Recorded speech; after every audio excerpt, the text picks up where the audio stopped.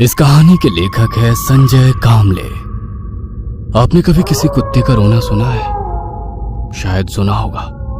काफी भद्दा, बेसुरा और दिमाग को दर्द पहुंचाने वाला होता है। पर वही रोना अगर रात के सन्नाटे में सुनाई दे तो कैसा लगता है? रात के करीब 2:30 बज चुके हैं और मेरी 3 मंजिला चौल के सामने से गुजरने वाली सड़क की दूसरी तरफ वही आवारा कुत्ता लगातार रोए जा रहा है। जैसे आज सुबह मैंने बड़ा सा पत्थर इसलिए दे मारा था क्योंकि उसी वक्त सामने से अपनी एक्टिवा से जा रही मेरी सेटिंग के ऊपर उसे भौंककर इतनी बुरी तरह से डरा दिया कि उसने अपनी एक्टिवा दीवार पे दे मारी, पर खुद के पैर की हड्डी तोड़वा ली। अब दोबारा उसकी इस काली सुनसान रात के वक्त रोने वाली आवाज भद्दी, बेसुरी से ज्यादा डरावनी लग रही है। मैं भी बिना लाइट ऑन किए सीढ़ियों से ऊपर की तरफ जा रहा हूं। 2 बार पैर फिसलकर नीचे गिर पड़ा। साला इस चौल में उतने लोग नहीं होंगे जितने दारू की बोतलें पड़ी होती है। जैसे तैसे उठकर मैं टेरिस पर तो पहुंच गया। यहां तो कई बेवड़े दारू पीकर अपना बिस्तर लगाए सोए हैं, लेकिन एक की भी नींद नहीं खुल रही। शराब की खाली बोतलें टेरेस के हर एक कोने में नजर आ रही है। जी चाह रहा है कि यहीं से एक खाली बोतल उठाकर उस कुत्ते की तरफ फेंकूं, पर जाने दो। यहाँ इतने सारे घर हैं, इतने सारे लोग हैं, परेशानी तो सबको हो रही होगी, तो खाली फोकट मैं क्यों उस कुत्ते को बोतल मारूं?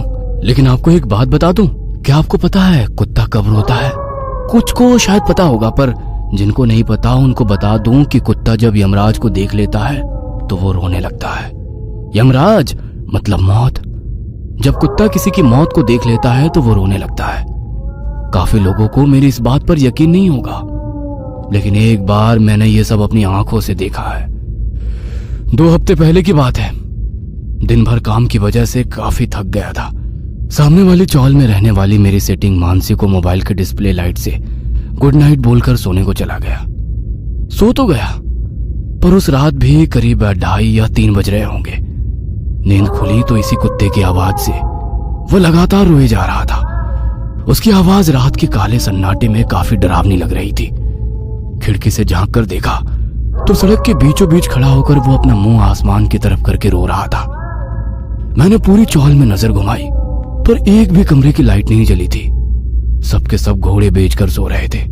लगा अपने कमरे की लाइट लगाकर नीचे जाऊं और उस कुत्ते को वहां से भगाऊं, पर तभी मैंने देखा पड़ोस वाले चाचा बरामदे से चलकर नीचे जा रहे हैं। मेरी तरह वे भी परेशान हो रहे थे। अच्छा लगा, कम से कम किसी को तो उस कुत्ते पर गुस्सा आ रहा था। चाचा रात के अंधेरे से चलकर नीचे पहुंचे, पर उन्होंने कुत्ते को कुछ नहीं किया। लगा था पत्थर उठाकर वहां से भगा देंगे, पर वे तो अंधेरे रास्ते से कहीं चले गए और कुछ ही देर में उनकी खोली से महिलाओं के रोने धोने की आवाजें आने लगी। मैंने सोचा झगड़ा हुआ होगा। कुछ ही मिनटों में पूरी चौल की लाइटें जल गई। मैं भी भीड़ को चीरता कमरे के पास पहुंच गया। चाचा की छोटी बेटी की जोर जोर से रोने की आवाजें मुझे बाहर तक आने लगी। पिताजी हमें छोड़कर क्यों गए? अब हम आपको कहाँ ढूंढेंगे? कोई मेरे बापू को ला दो। उसकी आवाज सुनकर मैं चीख पड़ा। हैं? इतनी रात को बेचारी लड़कियां कहाँ ढूंढेंगी? वैसे भी चच्चा ज्यादा दूर नहीं गया होगा। तुम रुको, मैं ढूंढ कर लाता हूँ। पर पता नहीं क्यों सब मेरी तरफ गुस्से से देखने लगे। मेरी बात सुनकर पास वाला लड़का दबी आवाज में बोला, अबे चच्चा कहीं घूमने नहीं गया है, बल्कि चच्चा तो निपट गया। उसकी बात सुनकर मैंने हैरान होकर भीड़ में से घर के भीतर झांक कर देखा तो चाचा जमीन पर लेटा पड़ा था। अब ये यहाँ पड़ा है तो बाहर कौन गया था? और उस रात मुझे पहली बार पता चला कि रात के अंधेरे से मैंने जिसे जाते देखा था वो मरे हुए आदमी की रूह थी। उसी वक्त मेरी निगाहें दूर सड़क पर रो रहे उस कुत्ते पर जम गई और उस रात के बाद आज दोबारा उस कुत्ते का रोना कानों पर पड़कर दोबारा उसी घटना को याद दिला रहा है। आज फिर से किसी को यमराज लेने आया है या लेकर चले भी गए हैं। पूरी चौल में नजर घुमाकर देख रहा हूं, पर किसी भी घर की लाइट जलती नजर नहीं आ रही। 1 मिनट, ये बेवड़े पीकर पड़े हैं। इनमें से तो कोई मरा नहीं है ना? लगता तो नहीं। साले जहरीले शराब पीकर मर तो नहीं गए? रुको, किसी के चीखने की आवाज आ रही है। साले कुत्ते, तुम्हारी वजह से आज और एक निपट गया। तुझे तो बाद में देख लूंगा, पहले किसकी फाइल निपटी है ये देखता हूँ। अब तक टेरेस पर पड़े 4-5 बेवड़े उठकर नीचे की ओर ग्रे पर कुछ वैसे ही पड़े थे, लाश की तरह। छोड़ो यार, नीचे क्या हुआ देखता हूँ। टेरेस की सीढ़ियों पर ही था, कि सीढ़ियों के शुरू में लोगों की जमी भीड़ दिखी। कोई नीचे झुककर नब्ज टटोल रहा था।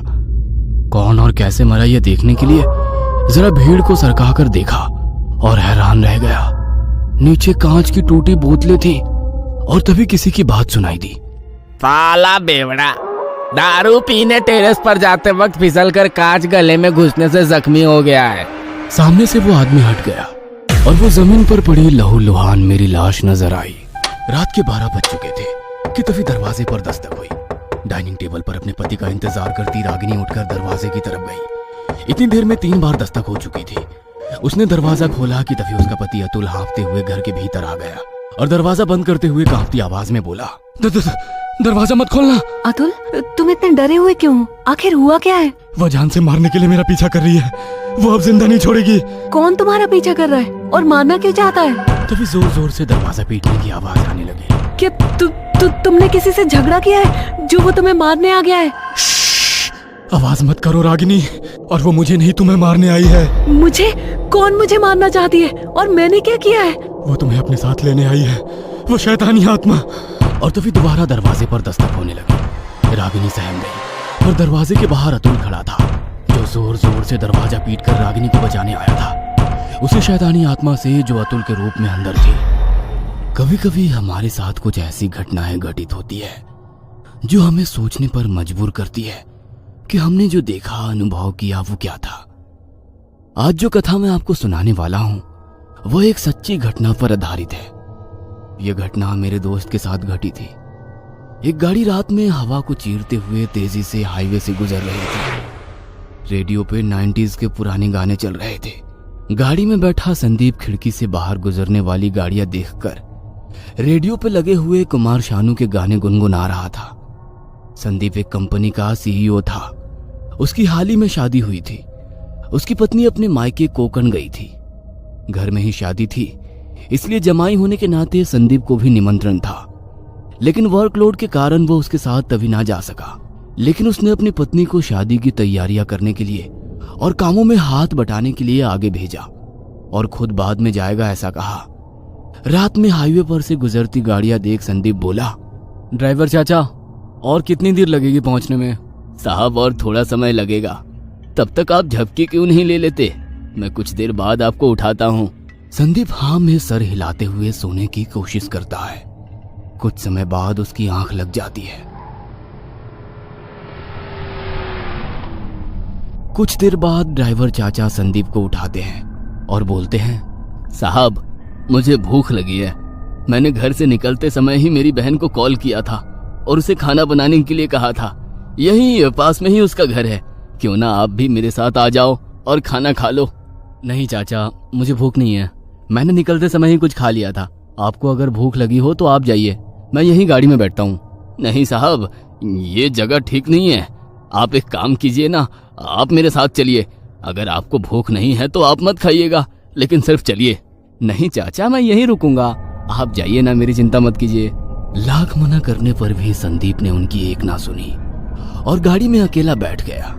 जाते वक्त ड्राइवर चाचा ने संदीप से कहा, साहब, आप यहाँ बैठ तो रहे हो, लेकिन जब तक मैं नहीं आ जाता तब तक आप गाड़ी का दरवाजा नहीं खोलना और शीशे भी चढ़ा लेना। कोई अनजान व्यक्ति आए गाड़ी से उतरने को कहे तो भी मत उतरना, और क्योंकि ये जगह ठीक नहीं है साहब। यहाँ चोर लुटेरे भी घूमते रहते हैं। संदीप ने उनकी बात मानकर गाड़ी के शीशे चढ़ा लिए और गाड़ी को अंदर से लॉक किया। अब संदीप गाड़ी में अकेला ही था। हाईवे पर दोनों तरफ घनी झाड़ियां थी। संदीप अब थोड़ा बोर होने लगा। अरे यार, बोर हो रहा हूँ, ऊपर से यहाँ रेंज भी नहीं है। अब वो टाइम पास के लिए फोन में सेव किए हुए गाने हेडफोन्स लगाकर सुनने लगा। कुछ समय बाद उसकी नजर गाड़ी के साइड मिरर पर पड़ती है। वहां एक छोटी लड़की हाथों में गुड़िया लेकर खड़ी उसे दिखाई देती है।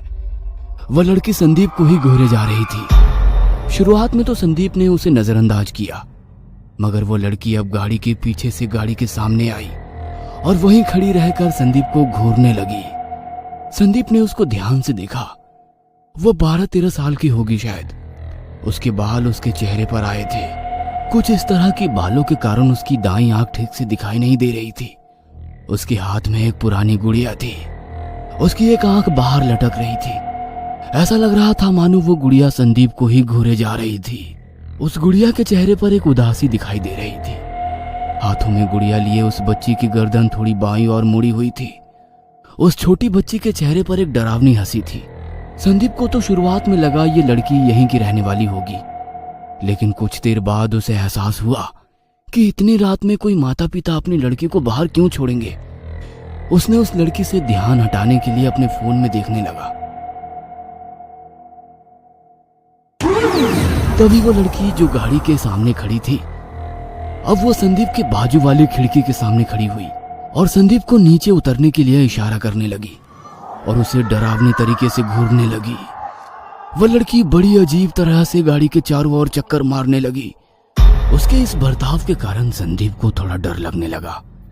पहले तो संदीप को लगा कि वो लड़की रास्ता भटक गई होगी, इसलिए वो उससे मदद मांग रही है।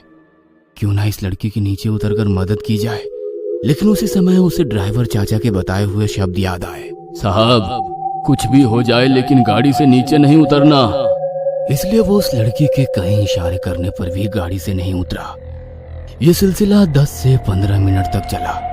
फिर वो लड़की डरावनी तरीके से हंसकर विचित्र आवाज में बोली, आज तो बच गए। उस समय तो संदीप को उसके बोलने का अर्थ समझ नहीं आया और वो लड़की वहां से दूर एक कच्चे मकान के पीछे गई और वहां से गायब सी हो गई। तभी कुछ दूरी से संदीप को गाड़ी की तरफ आते हुए ड्राइवर चाचा और उनके दामाद दिखाई दिए। संदीप ने अपने साथ घटी ये सब घटना उन्हें बताई और उन्हें कच्चे मकान के पीछे जाने को बोला ताकि उस लड़की की कोई मदद कर सके। लेकिन वहां काफी ढूंढने पर भी वो लड़की नहीं दिखी। तभी ड्राइवर चाचा के दामाद बोले, आप बहुत भाग्यवान हो साहब, क्योंकि मुझे नहीं लगता ये कोई लड़की होगी, क्योंकि इतनी रात में यहाँ छोटी बच्ची कैसे आ सकती है और यहाँ आसपास 2-3 घरों के अलावा कोई घर भी नहीं है। जितना मुझे पता है उन 2-3 घरों में भी कोई छोटी बच्ची नहीं है। यहाँ बहुत से एक्सीडेंट भी होते हैं साहब। अक्सर इस हाईवे पर कई लोगों को वो लड़की दिखाई देती है और लोगों से मदद मांगती है, और जो भी उसकी मदद करने के लिए नीचे उतरता है वो शायद ही जिंदा बचा हो, क्योंकि पुलिस को दूसरे दिन यहाँ केवल गाड़ी मिलती है। लेकिन वह शख्स जिसने नीचे उतरकर मदद करनी चाहिए, उसका कोई नामो निशान नहीं दिखाई देता है। यहाँ से गुजरने वाले कईयों को ये बात पता है साहब। मुझे तो लगता है ये कोई आम बच्ची नहीं होगी, अमानवीय शक्ति होगी जो आपको गाड़ी से बाहर निकालने का प्रयास कर रही थी, क्योंकि ये अमानवीय शक्तियां आग, लोहा, कांच, इन सभी चीजों से दूर रहती है साहब। ऐसा कहा जाता है अगर आप नीचे उतरते या फिर गाड़ी का कांच नीचे करके उसकी मदद करते ना, तो ना जाने आपके साथ क्या होता साहब, ना जाने क्या होता। भगवान का शुक्र मनाइए कि आप गाड़ी से नीचे नहीं उतरे। देखिए, आप दोनों यहाँ से जल्द निकलिए। हाँ, निकलते हैं। तभी संदीप पीछे मुड़कर गाड़ी की पिछली कांच में देखता है तो वहां वही लड़की उसी सड़क पर खड़ी दिखाई देती है। उसी डरावनी हंसी से वह संदीप को देख रही थी। यह घटना आज भी संदीप को याद है। आज भी यह अनुभव वो सुनाता है तब उसकी आंखों में डर साफ तौर पर दिखाई देता है। संदीप के मन में आज भी यह सवाल है कि ना जाने उस दिन वहां वो लड़की कैसे आई और कौन थी। वो क्यों संदीप को गाड़ी से बाहर बुला रही थी? क्या वो संदीप को कोई नुकसान पहुंचाना चाहती थी? इन सभी सवालों के जवाब अभी तक संदीप को नहीं मिले हैं। काफी रात हो गई थी। आसमान बरसाती बादलों से घिरा हुआ था। हल्की बारिश भी शुरू हो गई थी।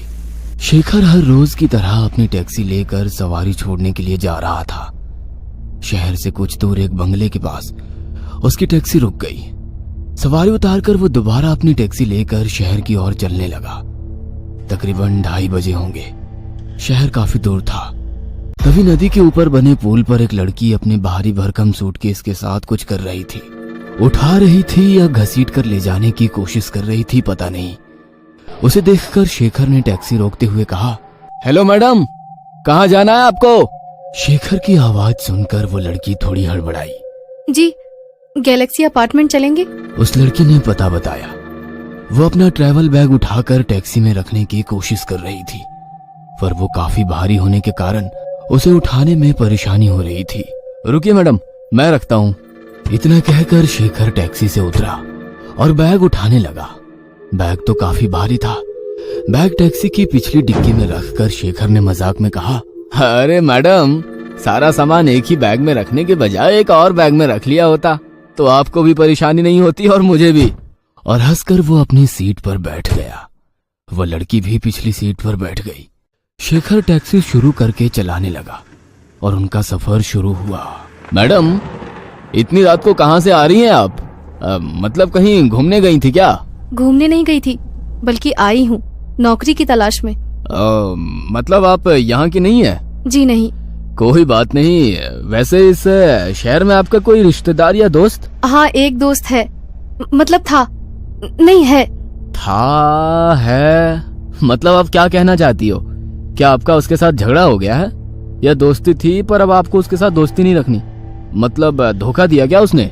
शेखर की बात सुनकर वो लड़की हल्के से मुस्कुराते हुए बोली, कुछ ऐसा ही समझो, पर मुझे धोखा देने वालों को मैं नहीं छोड़ती। उस लड़की की बातें सुनकर शेखर ने पूछा, काफी गुस्से वाली लगती हो आप।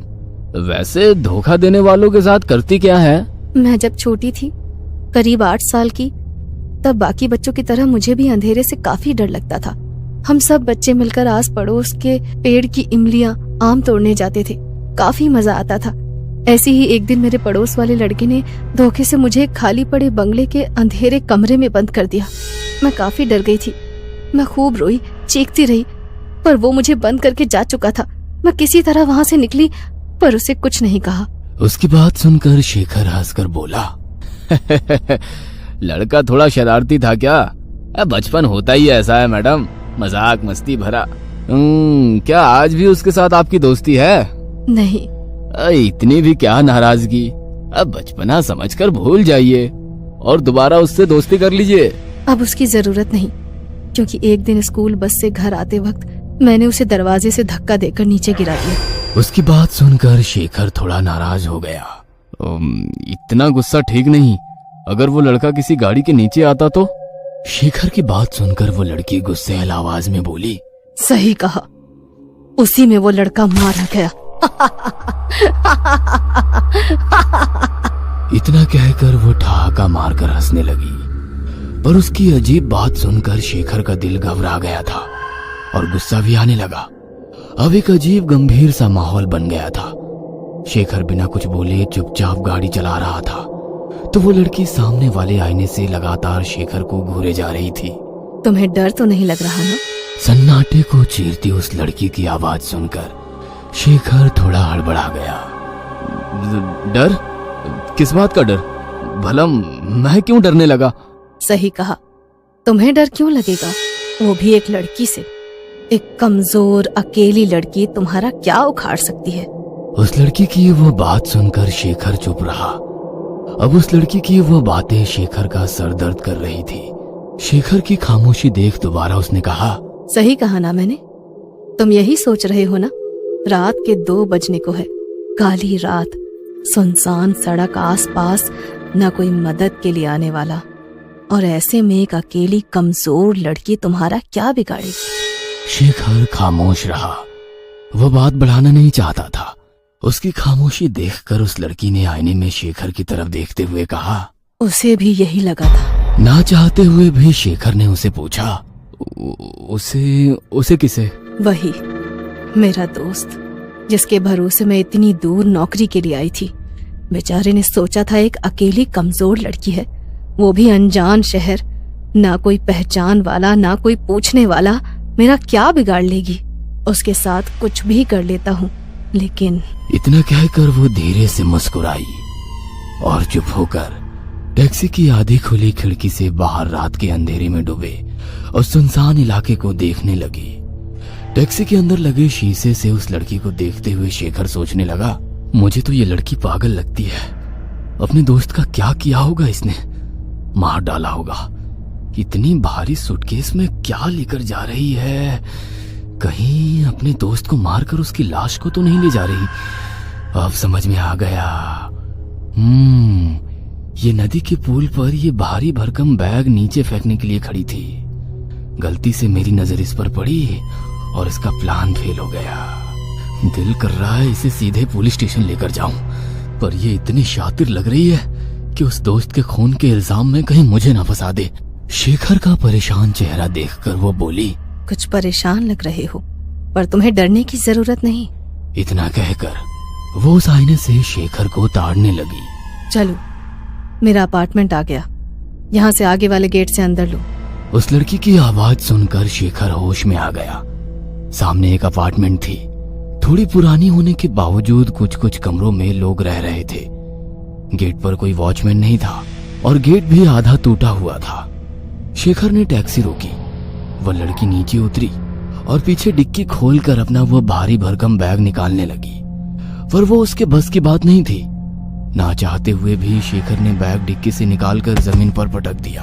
अरे क्या कर रहे हो, जरा धीरे रखो। ऐसे बोल रही हो जैसे बैग के अंदर सामान नहीं बल्कि कोई जिंदा इंसान हो।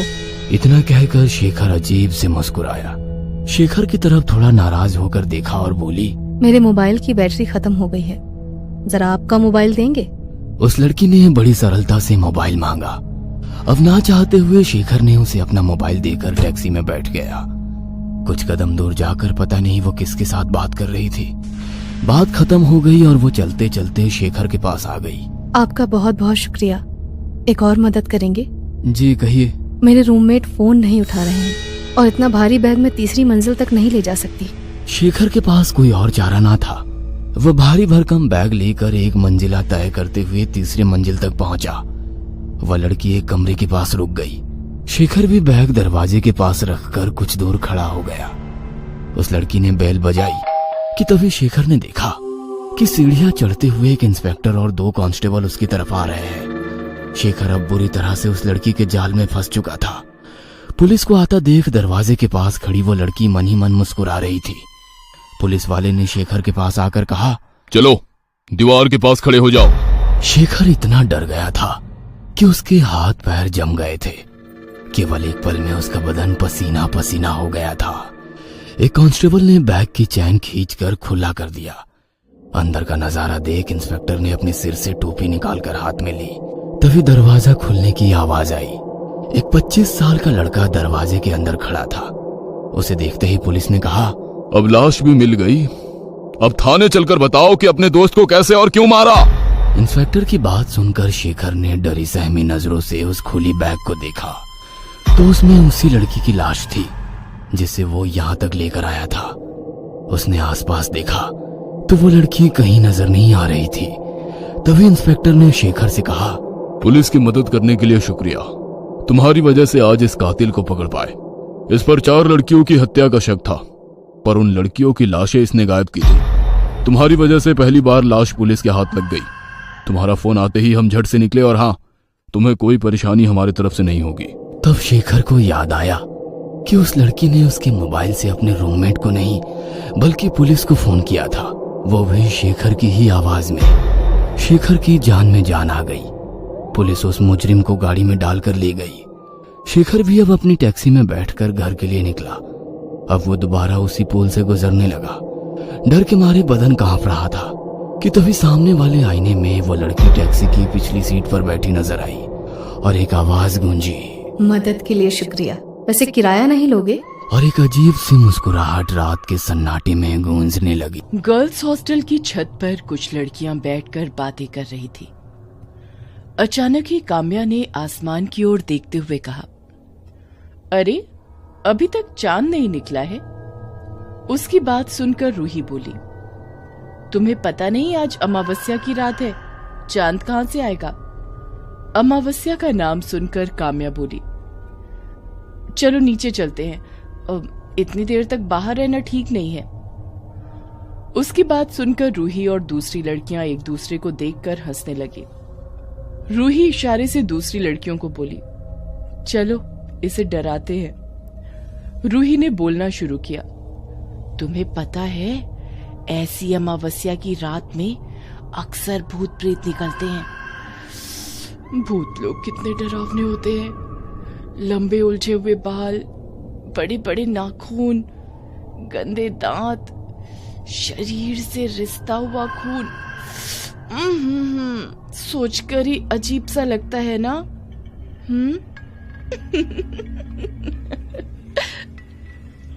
कहते हुए रूही हंस दी। काम्या डरते हुए बोली, रात में कोई भूत प्रेत की बातें करता है क्या? चलो, इसके पहले कि वार्डन हमें ढूंढते हुए यहाँ तक पहुंचे, अपने अपने कमरे में चलते हैं। मगर रूही ने उसका हाथ पकड़कर उसे बिठा दिया। उनकी दूसरी दोस्त नुपुर बोली, रूही, तुम तो भूत का डिस्क्रिप्शन इस तरह दे रही हो मानो तुमने भूत को देखा हो। काम्या गुस्से में वहां से खड़े होते हुए बोली, तुम्हें जो बातें करनी है करती रहो, मुझे मेरे कमरे में जाना है। मगर उसे किसी ने वहां से जाने नहीं दिया। रूही भी उसे डराने के लिए बोली, मैंने भूत को नहीं देखा है, मगर उसकी कहानी जरूर सुनी है। चल, हमें भी वो कहानी सुना। कहते हुए नुपुर ने सभी को एक गोले में बिठा लिया। काम्या वहां से जाने के लिए तड़प रही थी, मगर रूही ने अपनी बात शुरू की। बहुत पुरानी बात है, जब मेरी बुआ गांव के स्कूल में पढ़ने के लिए जाती थी। गांव के बहुत कम ही लोग अपने बच्चों को स्कूल भेजते थे, क्योंकि स्कूल की बिल्डिंग पुरानी कब्रिस्तान में बनी थी। मगर दादाजी इन सब बातों पर विश्वास नहीं करते थे, तो उन्होंने कभी भी बुआ को स्कूल जाने से नहीं रोका। और तो और, एक बार स्कूल के नाइट स्टे प्रोग्राम में भी उन्होंने बुआ को भेज दिया। वही उनकी बड़ी गलती साबित हुई। कब्रिस्तान के भूत ने बुआ के शरीर पर वशीकरण कर लिया था। अब बुआ वही सब करती जो वो भूत चाहता था। घर में सभी लोग बहुत परेशान हो गए थे। दादाजी जब उनको एक तांत्रिक के पास ले गए तो ऐसी ही अमावस्या की रात थी। रूही की बातें सुनकर सभी लोगों को डर लग रहा था। काम्या दोबारा वहां से उठकर जाने लगी। नुपुर ने उसे रोकने की कोशिश की तो उसने उसके हाथ को झटके से दूर कर दिया और कहा, मुझे जरूरी काम है, मुझे जाना ही होगा।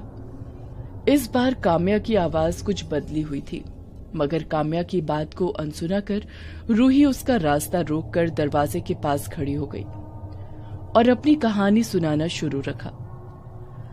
जैसे जैसे तांत्रिक ने उन पर अपनी तांत्रिक क्रियाएं शुरू की, वो भूत मेरी बुआ का शरीर छोड़कर बाहर आ गया। सभी लोग उसे देखकर डर गए। वही बिखरे बाल, लंबे नाखून, हाथ पैरों से रिसता हुआ खून।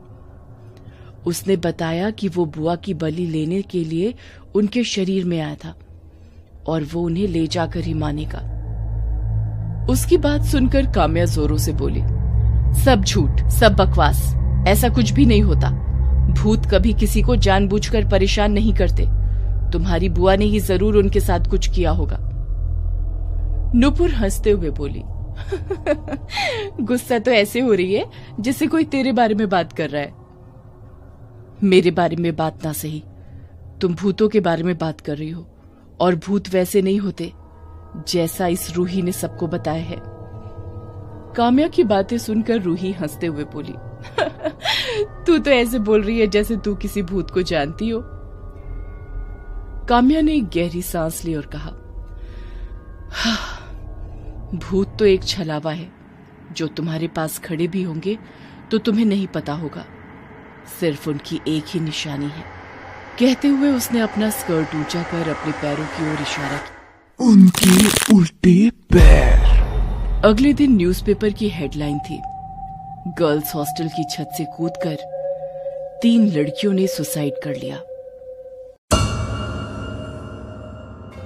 ये कहानी आपको अच्छी लगी हो तो हमें सब्सक्राइब करें, हमारा इंस्टाग्राम और फेसबुक पेज जरूर फॉलो करें। और हाँ दोस्तों, सब्सक्राइब करना भूलना मत।